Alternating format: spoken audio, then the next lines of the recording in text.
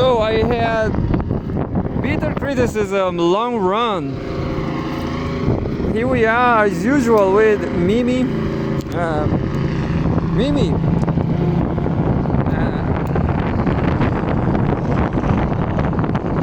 You know, winter is so much better for dogs, for street dogs, because of ticks. You know, in ticks and fleas. During the summer, it's terrible. These dogs suffer immensely. These dogs just suffer because of ticks, you know, parasites.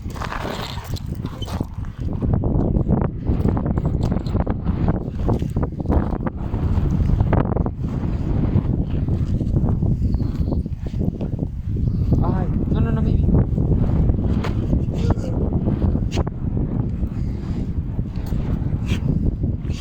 Mimi. So I was in the bus, and this it was a beautiful face girl, but she was like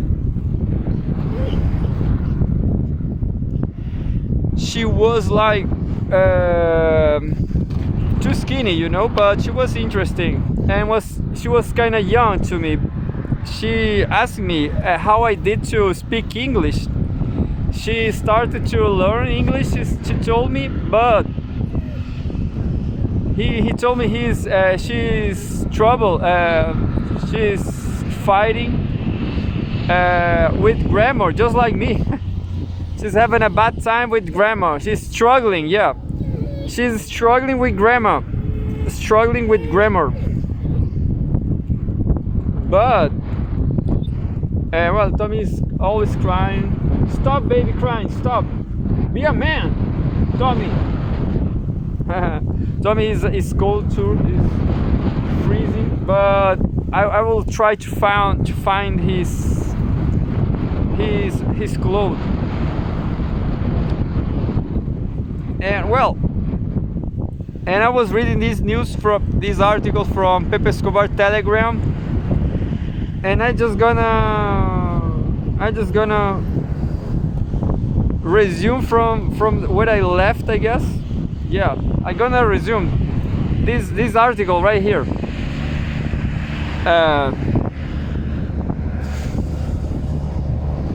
As you can see, the Moribund versus the Nascent. Well, I told this girl to speak English like me very well, I guess. She had to. I explained to her that a language is just a community. It's a community of speakers. It's a code that a community share. You know, the bigger the community. I'm not saying I will not say the code is more complex. It could be much more simpler. As I was looking this meme on Instagram, it was a comparison between the days of the weeks in English, Spanish, and Euskadi, the Basque people, Euskadi from Spain. In English, you cannot say 2 days in front or behind in the past, the future of past, understand? You only say yesterday and tomorrow in English. In Spanish, you say tomorrow and 2 days from in the future, 2 days ahead, like mañana y pasado mañana. Well, it's not so smart, because pasado and, well, anteayer, yesterday, and 2 days behind, anteayer. So in Euskadi they have 3 words, 3 days before and after. But I guess that's not, you know, their languages are full of those details. Like Finnish language is also full of cases, you know, a lot of cases. Cases are not so important, in my opinion, you know.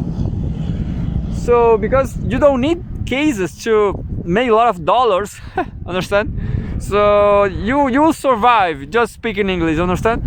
or maybe not. Maybe you will die speaking English too, because as I was listening in a podcast, crisis in the United States. Maybe that's why Pepe Escobar is struggling too with selling his book. Yeah, because there's no more money in the United States. Everybody's struggling buying eggs, but everybody's struggling surviving. And you know, in my opinion, this is a pattern. A country, an empire like the United States decline. Okay, so everybody suicide themselves, go to civil war, go to World War III and die. Okay, that's fine. But then there's another country uprising, China. China is not uprising, I'm saying it's going well, you know, it's starting start living well and stuff. And then there's inflation in China, you know, so the good times didn't last forever. Good times doesn't last too much. That's what I think about good times. So the great question is, which is the best country in average salary, average cost of living, you know? People say Colombia is very cheap, you know? Well, and above all, you should find a place where you like Colombia. I like Colombian people, and that's it. So the Moribund versus the Nascent. The Moribund world where nobody can buy a book. I will try to find a Pepe Escobar book. I will not say where, because a Colombian friend told me where you can find books for free on internet. That's what I'm gonna do. I'm sorry, Pepe. I don't have money. Yo, I have dogs, you know. I have dogs to feed. I cannot spend my money on books. That's the whole truth. Well, and says, well, there's a lot of I've been reading a lot of from this text. This was compounded by the Soviets in the ingenious belief that with the disappearance of the Soviet Union, the enmity and the ideological conflict with the West will also disappear, and that normally will take its place. Yeltsin to Jeffrey Sachs from I didn't understand this number. Look, from I didn't got that number. What the hell is that number? This is a quotation, but I don't know how to read these numbers as a quotation. We want to be normal. We want to be normal, but exactly what? Exactly what? But exactly what Russians or the Soviets understood back then by normality with regards to capitalism, US imperialism remains unclear to this day.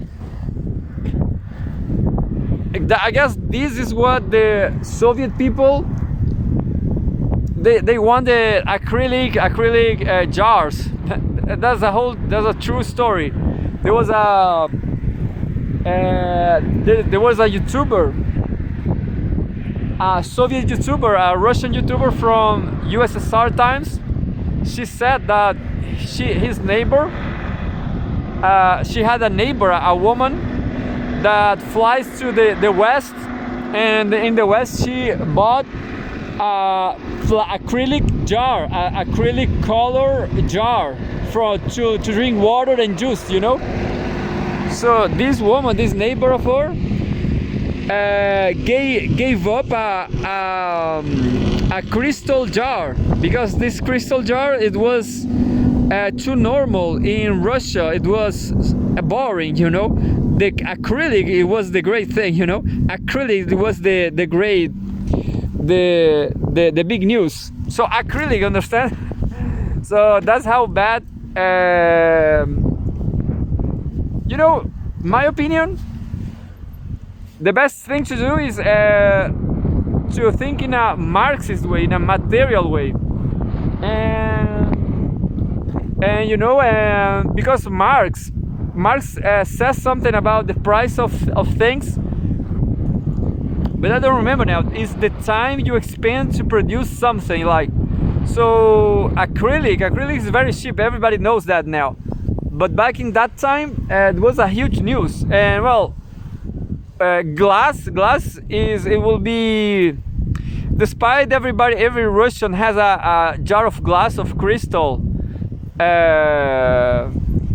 You have to think about the time somebody spent to do it, you know, and that's it, the price. The real price is the time somebody spent to do it. Because I don't know, yeah, even if you have a cloth very used, very wasted, but somebody had paid their time to fix it. Well, my opinion, that clothes all fix it is more value, because somebody tried to fix it, you know. Somebody was there igniting. Anyway, just read now. We want to be normal, but exactly what the Russians or the Soviets understood back then by normality with regards to capitalism, US imperialism remains unclear to this day. Following this dramatic downfall, Russia was economically, militarily, politically, culturally, and socially devastated. The Western elites around the neocons, intoxicated with the unexpected victory over their enemy, set out to devour Russia and the rest of the world of the former Soviet Union. They saw themselves as the undisputed autocrats of the world, according to the motto "Winners takes all." Now nothing stood in the way of the true American dream, namely the domination of the entire world, excepting perhaps those few smaller states that had not yet recognized this paradigm shift or were not prepared to accept it. To deal with those pesky obstacles, neoliberal tools came to the rescue. Infiltration, the corrupting of the governments and their elites, color revolutions, and if those didn't help, bombing and terror. The first bombs fell on Iraq in 1990. In 1999, NATO, helmed by the US, bombed Yugoslavia. Then followed the bombing and occupation of Afghanistan, Iraq, Libya, and Syria. According to US General Wesley Clark Link, 7 countries were to be invaded within 5 years and subjected to regime change: Iraq, Syria, Lebanon, Libya, Somalia, Sudan, and Iran. Iran is tricky, isn't it? In the meantime, the unstoppable eastward expansion of NATO began. Despite the promises made to Russia, Russia's offer of a partnership between equals and even in participation in NATO was rejected. Instead, the US demanded Russia's subordination to its hegemony. But this was rebuffed by Yevgeny Primakov, 1999, the U-turn across the Atlantic, and again by Vladimir Putin, who has now set Russia on a whole other set of sovereign tracks. Who is there? Today, while the neocons remain stuck behind at the Mackinder station of an outdated, festering British imperialist agenda, the locomotive of the Grand Eurasian project is speeding ahead of newly laid tracks, not seeking hegemony but harmonic partnerships in a new and multipolar world. The descent into irrationality, the centuries of imperialist hegemony of the Western elites, which had secured a life of progress and prosperity for themselves and their subjects at home by deliberately preventing these very advantages for others, a key principle of colonialist ideology that guaranteed them success, led to the modeling of their psyche, general mindset, personality, and ultimately their identity, the effects of which can be seen in their supremacy, racism, fascism, and hubris. However, the Western elites began to fear that their liberal capitalist system will collapse sooner or later, with the consequence that the elites, will be confronted with serious and dangerous economic, political, and social upheavals, revolts, revolutions at home, and a loss of power and hegemony on a global scale. The wars in Gaza and Ukraine, the bellicose tensions created by them in the South China Sea, as well as the actions, statements, and reactions of Western politicians and their media clearly demonstrate their desperation. In the face of resistance and opposition from other nations, Western elites have always responded with threats, sanctions, and the corruption of their leaders. And if these were not effective, they resorted to cover terror ops, proxy wars, and ultimately hot wars. But now they are standing on the edge of their own abyss, and the abyss is gazing back into them. Then mere thought of losing power and prestige is fueling their insanity. Their growing panic led them to become increasingly irrational in their decisions, leading them to make reckless misjudgments and grave errors. Their own states became saturated with Russophobia, Islamophobia, cancel culture, the arming of police and security agencies for counterinsurgency purposes, detrimental immigration policies, the defamation and persecution of opposition figures, the synchronization of the media, the breakdown of infrastructures, of education, of society itself, a general erosion of moral and ethics, and a Bill Gates and Klaus Schwab who are concocting deranged plans for the future of mankind.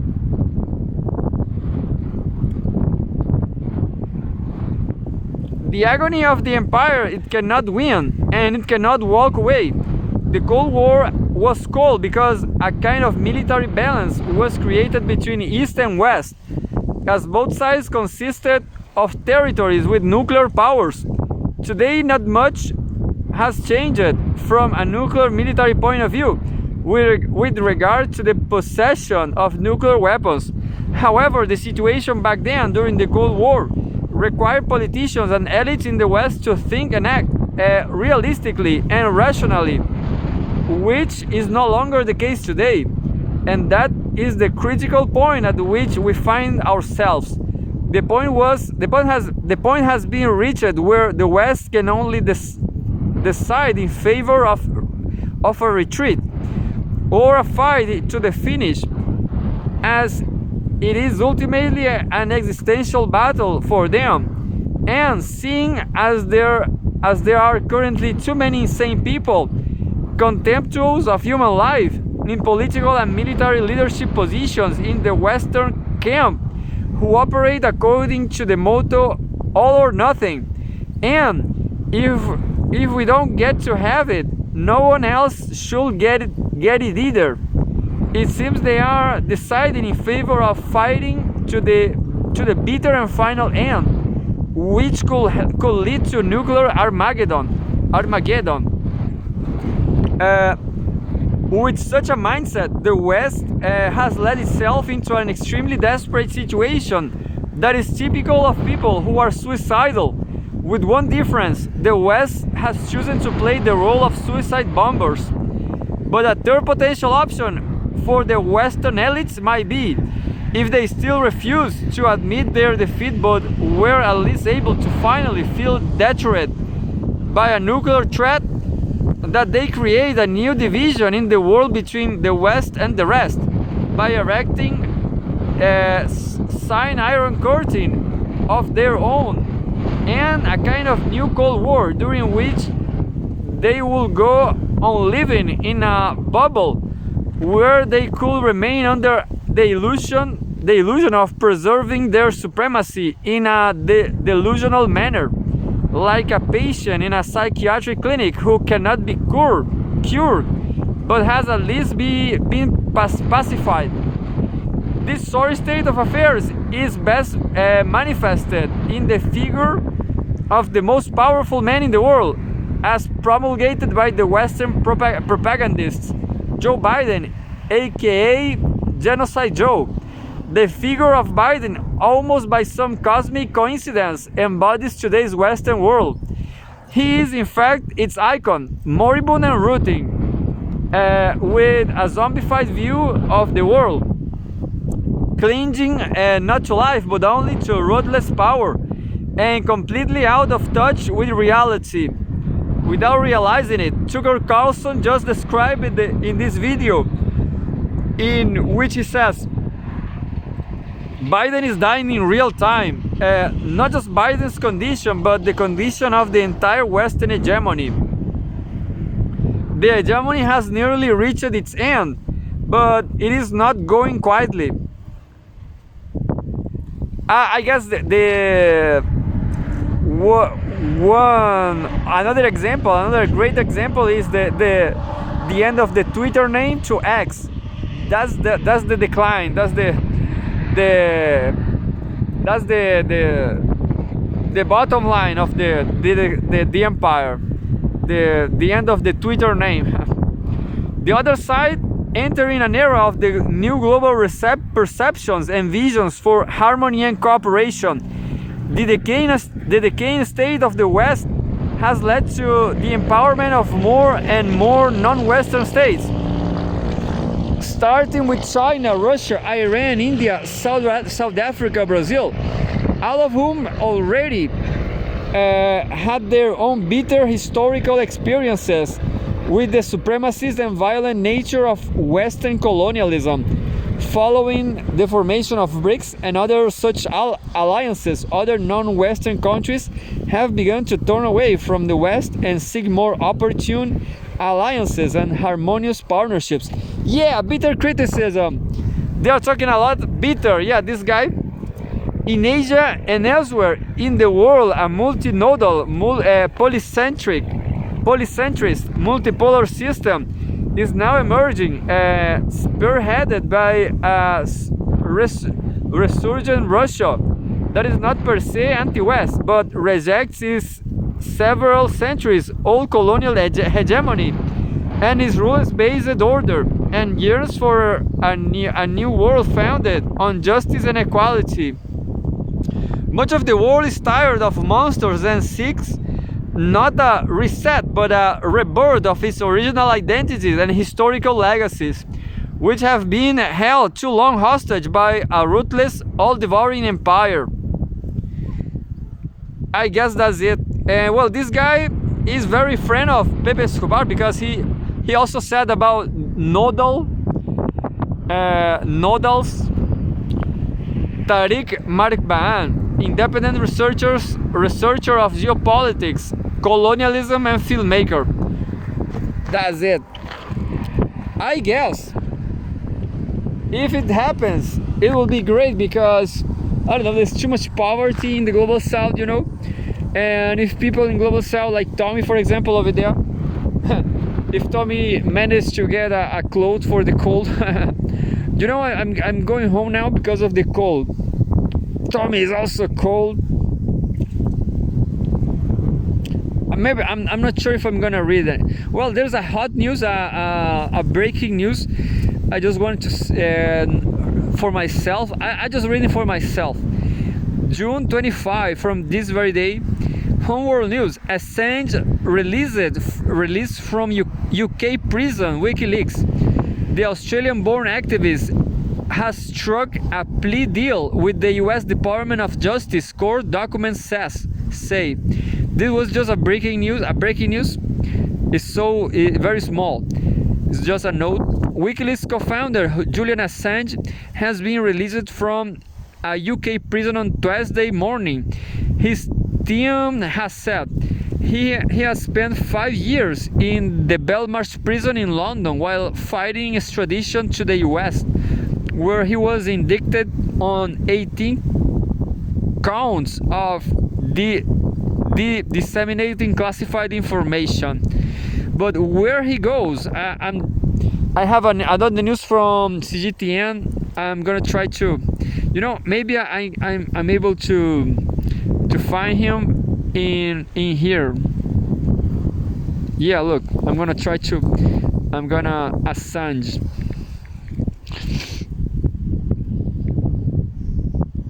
And we have the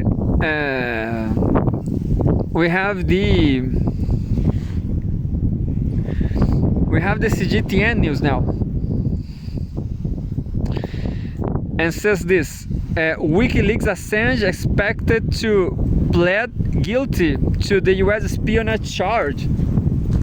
Pled guilty. He, as I understand, he will assume guilty. Pled guilty. WikiLeaks Assange expected to plead guilty to US espionage charge. June 20. This is from today, 25 June.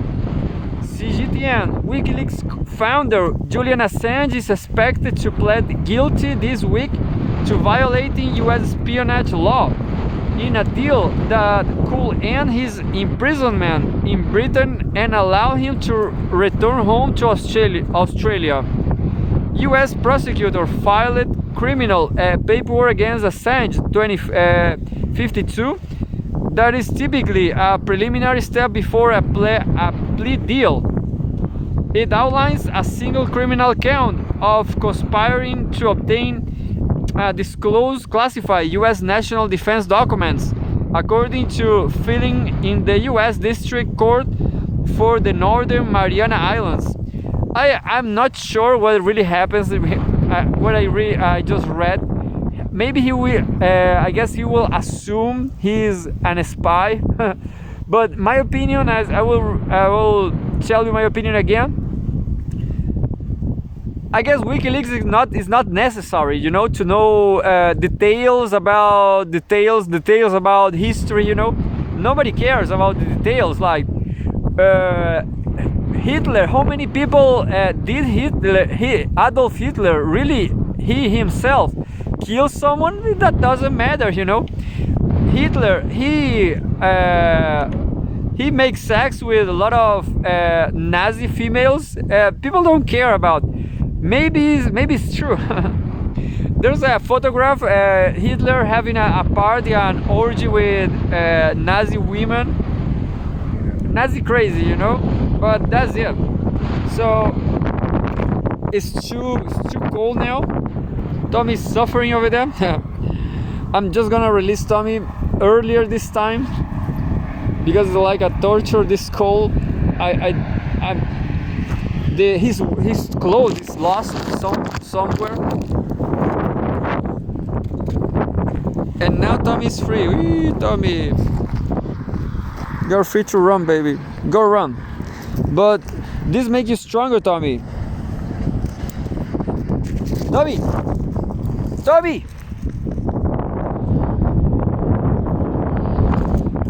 I'm worried as always.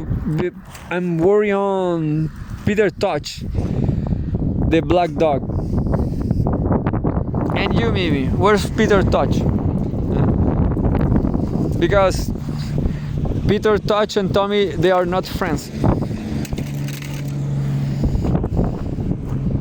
Tommy, ven aquí. Tommy, Tommy, Tommy. Tommy! Peter Touch is upside down.